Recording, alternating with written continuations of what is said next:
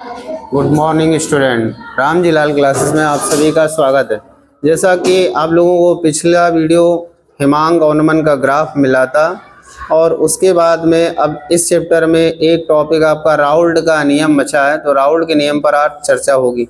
बच्चों, राउल्ट ने क्या किया था, अपना नियम दो वाष्पशील द्रवों और उनके मिश्रण पर बनाया था।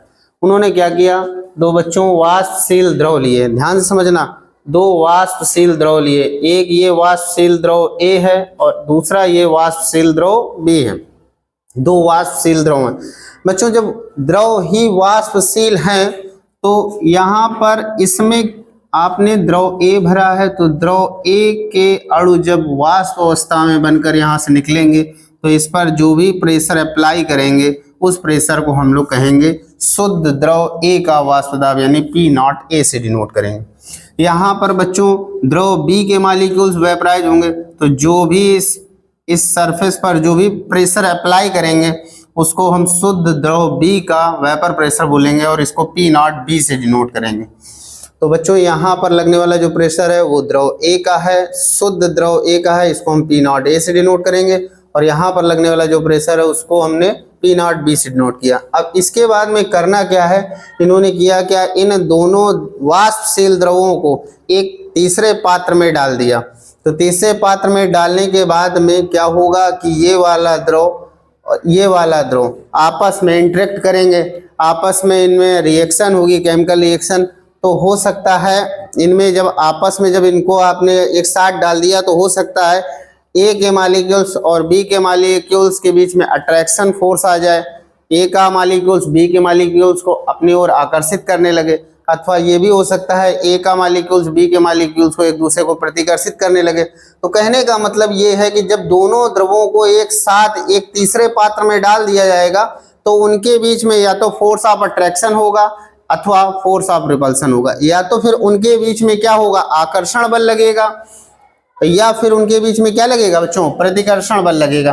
तो आकर्षण या प्रतिकर्षण बल लगने के कारण उनके जो वेपराइजेशन है, जो वाष्पन है, वाष्पन की दर भी प्रभावित होगी, या तो घटेगी या फिर बढ़ेगी। वेपराइजेशन घटने या बढ़ने से इनके बीच में इनके सरफेस पर लगने वाला वेपर प्रेशर जो है यानी वाष्प दाब है वो भी प्रभावित होगा। तो यहाँ पर बच्चों एक चीज जरा ध्यान देना, जब यहाँ पर आपने केवल और केवल शुद्ध द्रव A लिया था तो इसके सरफेस पर केवल और केवल द्रव A के मॉलिक्यूल्स थे और सारे वेपराइज हो रहे थे, वेपर प्रेशर उतना ही अधिक लग रहा था। यहाँ पर इस सरफेस पर केवल द्रव B के मॉलिक्यूल्स होते रहे और सारे वेपराइज हो रहे थे, तो यहाँ पर लगने वाला जो वेपर प्रेशर था वो शुद्ध B का था। लेकिन यहाँ पर देखिए क्या है, यहाँ पर इसके सरफेस पर A का भी मॉलिक्यूल्स है और B का भी मॉलिक्यूल्स, दोनों के मॉलिक्यूल्स है। तो इनके कंपैरिजन में यहाँ पर A के मॉलिक्यूल्स का नंबर इस सरफेस पर कम हो जाएगा। यहाँ पर A के मॉलिक्यूल्स का इस सरफेस पर A के मॉलिक्यूल्स, इस सरफेस पर B के मॉलिक्यूल्स का जो नंबर है वहां यहाँ पर अगर हम बात करेंगे तो A के मॉलिक्यूल्स और B के मॉलिक्यूल्स का जो नंबर है इनकी कंपैरिजन में कम होगा। तो जब मॉलिक्यूल्स का नंबर कम हो जाएगा तो वेपराइजेशन, अब A के वेपराइजेशन की जो क्षमता है वो यहाँ की तुलना में कम हो जाएगी, ऐसे B के वेपराइजेशन की जो क्षमता है वो यहाँ की तुलना में कम होगी, क्योंकि हम जानते हैं कि वाष्पीकरण जो होता है पृष्ठीय क्षेत्रफल के समानुपाती होता है, यानी पृष्ठीय क्षेत्रफल जितना अधिक वेपराइजेशन उतना ही अधिक, पृष्ठीय क्षेत्रफल जितना कम वेपराइजेशन उतना ही कम। तो यहाँ पर आप देख रहे हो कि पृष्ठीय क्षेत्र ज्यादा है इसलिए ज्यादा मॉलिक्यूल्स वेपराइज हो रहे हैं, यहाँ पर पृष्ठीय क्षेत्र ज्यादा है ज्यादा मॉलिक्यूल्स वेपराइज हो रहे हैं, यहाँ पर पृष्ठीय क्षेत्र कम है तो कम वेपराइजेशन होगा। जब वेपराइजेशन कम होगा यानी वाष्पन कम होगा तो क्या होगा, वेपर प्रेशर भी कम लगेगा। तो यहाँ पर A के द्वारा जो भी लगने वाला वाष्प दाब है वो इस वाष्प दाब से कुछ कम होगा, कुछ अलग होगा। तो इस वाष्प दाब को यहाँ A इस मिश्रण में बच्चों, यहाँ A और B दोनों का मिश्रण है, इस मिश्रण में A के वाष्प दाब को हम P' A से डिनोट करते हैं और B के वाष्प दाब को बच्चों हम P' B से डिनोट करते हैं। तो राउल्ट ने ये बताया कि अगर इस मिश्रण का आपको कुल दाब निकालना है, वाष्प दाब, इस मिश्रण का कुल वाष्प दाब निकालना है तो उसके लिए आपको करना क्या है, इसमें जितने भी कंपोनेंट आपने डाले हैं, फिलहाल तो यहाँ पर हमने दो ही द्रव डाले हैं A या B, अगर इससे ज्यादा भी डाल देते तो राउल्ट ने बताया था कि किसी भी मिश्रण का कुल वाष्प दाब उसमें उपस्थित जितने भी कंपोनेंट हैं उनके सबके पार्शियली वेपर प्रेशर के मतलब आंशिक वाष्प दाब के योग के बराबर होता है। ये इन्होंने अपना नियम डाल्टन के आंशिक दाब के नियम से लिया। इन्होंने बताया कि दो या दो से अधिक द्रवों, ध्यान सुनना, दो या दो से अधिक द्रवों से मिलकर बने किसी मिश्रण का कुल दाब, कुल वाष्प दाब उनके अलग अलग आंशिक दाबों के योग के बराबर होता है। किसी मिश्रण का कुल दाब, तो यहाँ पर मिश्रण आपका ए और बी से मिलकर बना है तो हम लिखेंगे कुल दाब पी मिश्रण या पी मिक्सचर बराबर किसके होगा, इनके अलग अलग आंशिक दाबों के योग के बराबर होगा। तो ए का आंशिक दाब कितना है, पी डैश ए प्लस पी डैश बी, यानी मिश्रण का कुल दाब उनके अलग अलग आंशिक दाबों के योग के बराबर होता है। ये राउल ने अपना पहला स्टेटमेंट कहा। उन्होंने कहा कि किसी भी विलयन मतलब कोई भी मिश्रण है उस मिश्रण का कुल दाब उसमें उपस्थित समस्त घटकों के आंशिक दाबों के योग के बराबर होता है। अब बच्चों इसके बाद में यदि हम बात करें आंशिक दाब की, आंशिक दाब कैसे निकालेंगे, तो आंशिक दाब के लिए उन्होंने बताया कि किसी भी द्रव का जो आंशिक दाब होता है, ध्यान सुनो बच्चों, किसी भी द्रव का जो आंशिक दाब होता है, किसी भी द्रव का आंशिक दाब, चलो लिखे दे रहे हैं पहले आप उससे, किसी भी द्रव का जो आंशिक दाब होता है, आंशिक दाब किसके इक्वल होता है, शुद्ध अवस्था में उसके वाष्प दाब, शुद्ध वाष्प दाब, शुद्ध अवस्था के वाष्प दाब लिखें, शुद्ध अवस्था के वाष्प दाब गुणा विलयन में मोल प्रवाह, विलयन में उसी के मोल प्रवाह, विलयन में उसी घटक के मोल प्रभाज के गुणनफल के बराबर होता है। समझ में आई बात। किसी भी मिश्रण में, कोई भी मिश्रण है उसमें किसी भी द्रव का, ध्यान सुनिए बच्चों, कोई भी मिश्रण है उस मिश्रण में किसी भी द्रव का आंशिक दाब निकालना है तो कैसे निकालेंगे, आंशिक दाब का फार्मूला हमने लिख दिया, शुद्ध अवस्था में वाष्प दाब और विलयन में उसी घटक के मोल प्रभाज के गुणनफल के बराबर होता है। अर्थात यहां से हम निकालें तो P dash A is equal to आ जाएगा बच्चों P not A into x. इसी प्रकार से अगर हम P डैश B बराबर निकालें तो क्या होगा, P नॉट B, शुद्ध अवस्था में P नॉट B और इंटू एक्स बी, ये हो जाएगा। तो बच्चों P not A P not B की वैल्यू हमें पता चल गई। ये वैल्यू उठाकर हम इस समीकरण में रख देंगे, समीकरण नंबर 1 में। तो देखो क्या हो जाएगा, P mixture is equal to P not A, sorry P dash A के स्थान पे क्या आ जाएगा, P not A into X A plus P not B into X B, ये आ गया आपका। बच्चों उम्मीद करते हैं आपको समझा पाए होंगे। तो ये आ गया राउल्ट के नियम का। राउल्ट के नियम में कई केस हैं, तो हमने राउल्ट के नियम में फर्स्ट केस की बात की, तो फर्स्ट केस के लिए आपका ये आ गया डेरिवेशन। अब इसके बाद में बच्चों हम सेकंड केस की बात अगर करें, देखो ऐसा है कि ये दोनों लिक्विड हैं, ये दोनों लिक्विड हैं कैसे हैं, वाष्प से लिए गए हैं। ये दोनों लिक्विड कैसे लिए गए हैं, वाष्प से। अब ये भी हो सकता है इसमें ये वाला ज्यादा वाष्पशील हो, ये वाला कम वाष्पशील हो। जब ये वाला वाष्पशील ज्यादा होगा, ये वाला कम वाष्पशील होगा, तो इक्वेशन आपकी चेंज हो जाएगी। और ये भी हो सकता है कि ये वाला कम वाष्पशील हो, ये वाला ज्यादा वाष्पशील हो, तो भी इक्वेशन आपकी चेंज हो जाएगी। या ये भी हो सकता है कि ये अवाष्पशील हो, ये वाष्पशील हो, या ये भी हो सकता है ये वाला अवाष्पशील हो, ये वाष्पशील हो। तो कई कंडीशन है, उनको हम लोगों को एक एक करके पढ़ना है। तो चलिए हम मान ले रहे हैं यहाँ पर बच्चों, आगे माने ले रहे हैं, माना क्या मान लें बच्चों कि ये जो द्रव A है ये अधिक वाष्पशील है द्रव B से। तो अगर द्रव A अधिक वाष्पशील होगा तो इसका वेपर प्रेशर इससे ज्यादा होगा। तो यानी माना द्रव A द्रव B से कैसा है, अधिक वाष्पशील, अधिक वाष्पशील है। तो अधिक वाष्पशील है तो क्या हो जाएगा बच्चों, P not A is greater than P not B, यही तो हो जाएगा। अच्छा बच्चों, एक आप लोगों ने संबंध पढ़ा होगा, कौन सा, दो घटक हैं तो A का मूल प्रवाह प्लस B का मूल प्रवाह इज इक्वल टू 1 होता है। तो यहाँ से बच्चों अगर हम निकालना चाहें तो निकाल सकते हैं, XB इज इक्वल टू होता है 1 माइनस XA, ये होता है। तो बच्चों बस इसी फार्मूले में रख दीजिए। ये फार्मूला क्या है जरा ध्यान से देखिए बच्चों, फार्मूला क्या था, P मिक्सचर, ध्यान से देखिए बच्चों इधर, P मिक्सचर बराबर P not A into XA plus P not B into XB की पोजीशन पर आपको ये वाला रखना है, तो कितना हो जाएगा 1 माइनस XA, ध्यान देना बच्चों। तो यहाँ पर क्या हो जाएगा, P mixture is equal to P not A into XA, अब इसका अंदर मल्टीप्लाई करेंगे तो क्या हो जाएगा बच्चों, P नॉट B, इसका अंदर कर दीजिए तो minus P not B into XA, यही तो हो जाएगा। अब बच्चों ध्यान देना, इसमें और इसमें कुछ कॉमन दिखाई दे रहा है आपको, क्या कॉमन दिखाई दे रहा है, जो कॉमन है उसी को कॉमन ले लीजिए। तो आप लिखेंगे P mixture is equal to, बच्चों ये वाला पहले लिखे ले रहे हैं, तो P नॉट B, इन दोनों में हमें कॉमन XA दिखाई दे रहा है, तो बचेगा क्या आपका P not A minus P not B into XA, ये आ गया आपका एक, ये आ गया सूत्र।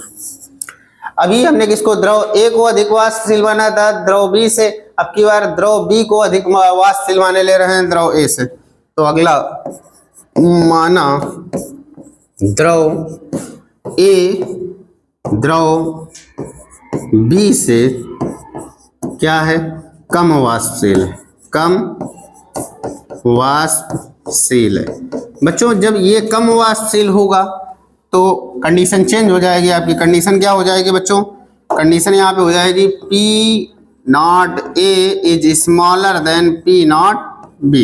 अच्छा फार्मूला भी हमने पढ़ा है, XA plus XB is equal to 1, उस बार हमने XB की वैल्यू रखी थी, इस बार हमें कौन सी वैल्यू रखनी है, XA, तो XA बराबर हो जाएगा 1 माइनस XB।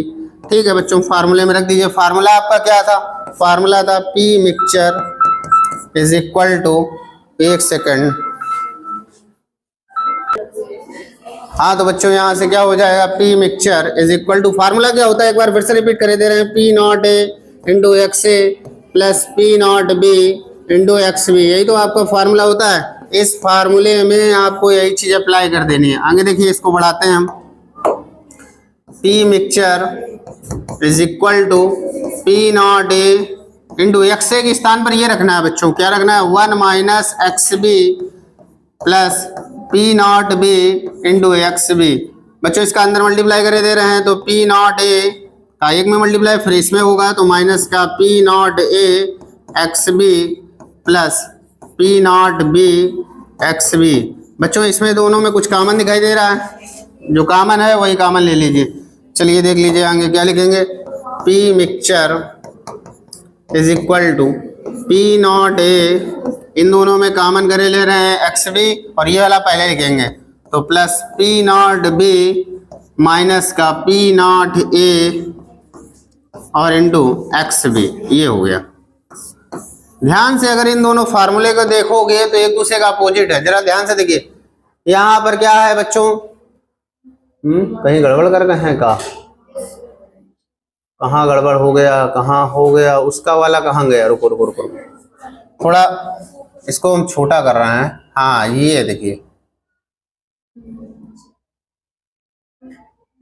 हाँ ये देखिए, ये देखिए यहाँ पर P mixture is equal to क्या है, यहाँ पर आया P नॉट B, यहाँ पर P नॉट A आ गया, यहाँ क्या लिखा है P नॉट A, यहाँ पे क्या आ गया P नॉट B, यहाँ क्या आ गया P नॉट B, यहाँ पे क्या आ गया P नॉट A, यहाँ XA आया, यहाँ पर XB आया, बस जस्ट अपोजिट है। मतलब अगर वाष्पशीलता कम ज्यादा होगी, जो वाष्पशीलता कम ज्यादा होने पर इनका क्रमांक बदल जाएगा, बाकी सूत्र वही रहेगा। तो बच्चों हम लोगों ने 3 केस पढ़ लिए, अब चौथा केस देखिए। चौथे केस में बच्चों हम क्या माने ले रहे हैं, चौथे केस में हम लोग माने ले रहे हैं, हाँ चौथा केस बच्चों, चौथे केस में फोर्थ केस, और ये केस सबसे इंपॉर्टेंट केस है, आप सभी ध्यान दीजिए इसमें। Fourth case most important case है, सबसे ज्यादा परीक्षाओं में यही से पूछा जाता है, फोर्थ केस से। अब इस फोर्थ केस में हम क्या मान लेंगे, माना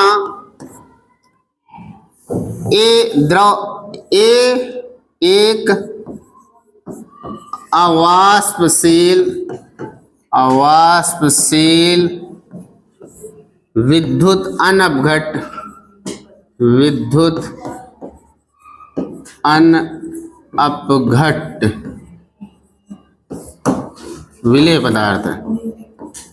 विलेय पदार्थ है। मान लिया कि ये क्या है, अवाष्पशील विद्युत अनअपघट, तो जब इसको हम पहले से अवाष्पशील घोषित कर दे रहे हैं तो इसका वेपर प्रेशर जो होगा वो कितना हो जाएगा बच्चों, 0। अब फार्मूला याद करो, फार्मूला क्या होता है आपका, फार्मूला होता है P mixture is equal to P not A into X A plus P not B into X B. इसी फार्मूले में वैल्यू पुटअप करनी है। पी नॉट ए की वैल्यू कितनी है, 0, तो रख देंगे तो यहाँ से आ जाएगा P mixture is equal to 0 into X A plus P not B into X B. बच्चों 0 का मल्टीप्लाई करेंगे तो ये पूरा हो जाएगा 0, तो आगे देखिए यहाँ से क्या हो जाएगा, P mixture is equal to हो जाएगा P not B into X B. एक फार्मूला बच्चों आपको पढ़ाया था हमने, X A plus X B is equal to 1, तो यहाँ से क्या आ जाएगा, X B is equal to हो जाएगा 1 माइनस एक्स ए, रख दीजिए यहाँ पे, तो P mixture is equal to हो जाएगा P not B X B के स्थान पर 1 माइनस एक्स ए। अब बच्चों इसका अंदर मल्टीप्लाई कर दे रहे हैं, देखिए जरा क्या होगा, P mixture is equal to P not B minus P not B x ए।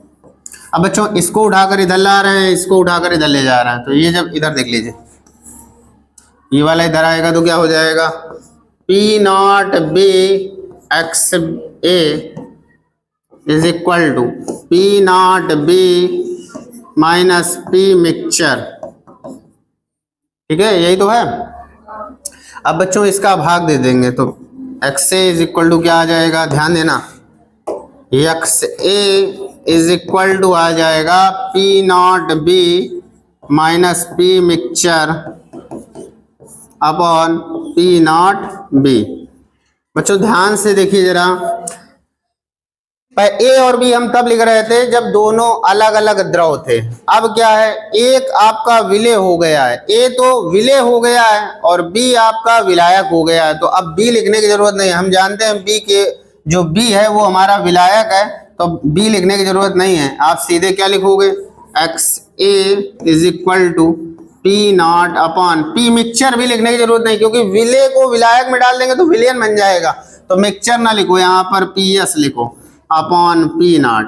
बच्चों ए आपका अवाष्पशील विलेय है और एक्स ए का मतलब होता है विलेय का मूल प्रवाच, तो यहाँ से आ गया मूल प्रवाच की आप वैल्यू रख दीजिए। मूल प्रवाच का क्या होता है formula, P not minus P S upon P S, P not is equal to, यहाँ मूल प्रवाच का क्या होता है formula, small N upon capital N plus, यही राउल्ट का नियम है बच्चों, यही राउल्ट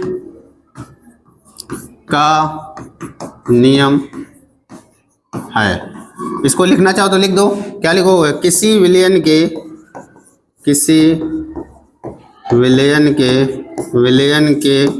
वाष्प दाब में आपेक्षिक अवनमन विलेय पदार्थ के मूल प्रवाज के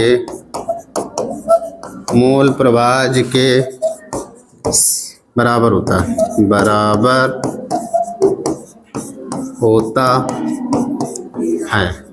यही राउल्ट का नियम है, फाइनल स्टेटमेंट, यही फाइनल स्टेटमेंट। तो यदि आपसे राउल्ट का नियम 2 नंबर में पूछा है तो आपको यही लिखना है, किसी विलयन के वाष्प दाब में आपेक्षिक अवनमन विलेय पदार्थ के मूल प्रवाज के बराबर होता है और ये वाला फार्मूला। 2 नंबर में यदि पूछा है क्वेश्चन तो आपको केवल और केवल इतना ही करना है, किसी विलयन के वाष्प दाब में आप इच्छित अवनमन विलेय पदार्थ के मोल प्रवाह के बराबर होता है, ये फार्मूला लिख दीजिए। और अगर 5 नंबर का पूछा था तो जितना मैंने ड्राइव किया है सारा लिखना पड़ेगा, ये होता है। इसके अलावा राउल्ट के नियम की सीमाएं आपसे पूछ देता है बच्चों, राउल्ट के नियम की सीमाएं जरा देख लीजिए। राउल्ट के नियम की सीमाएं, राउल्ट के नियम की सीमाएं बच्चों आप लोगों से पूछ लेता है। तो पहली सीमा ये है कि यह केवल आदर्श विलयनों पर लागू होता है। किस पर? आदर्श विलयनों पर लागू होता है। ठीक है। नंबर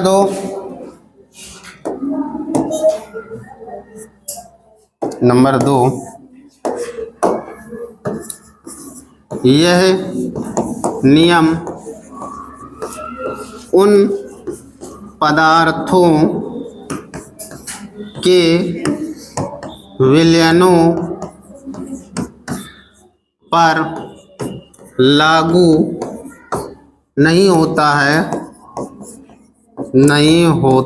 है जहां विलेय पदार्थ का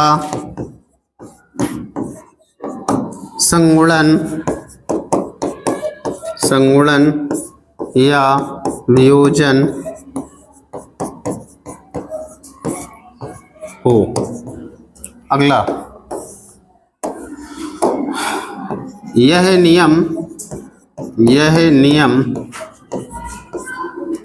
उन विलयनों पर भी लागू नहीं होता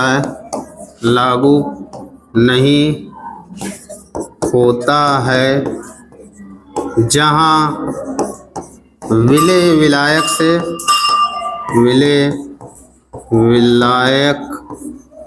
से और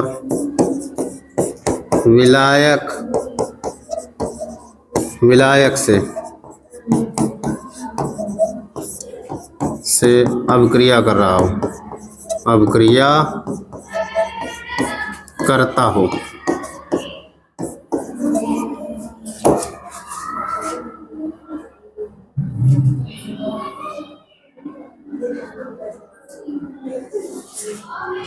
बच्चों इसका स्क्रीनशॉट 2 बार में आप लीजिए, पहले यहां से लीजिए, आप पहले यहां से स्क्रीनशॉट थोड़ा और बड़ा करे दे रहे हैं, स्क्रीनशॉट ले लीजिए। इसके बाद में और देखिए, स्क्रीनशॉट ले लीजिए, इसके बाद में और स्क्रीनशॉट ले लीजिए,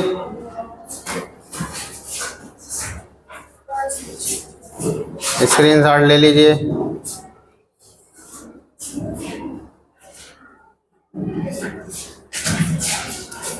बच्चों राउल्ट का नियम और उसकी सीमाएं बताई। यदि वीडियो अच्छा लगा हो तो वीडियो को लाइक कीजिए, चैनल को सब्सक्राइब कीजिए, दोस्तों के साथ शेयर कीजिए। Thanks for watching my video.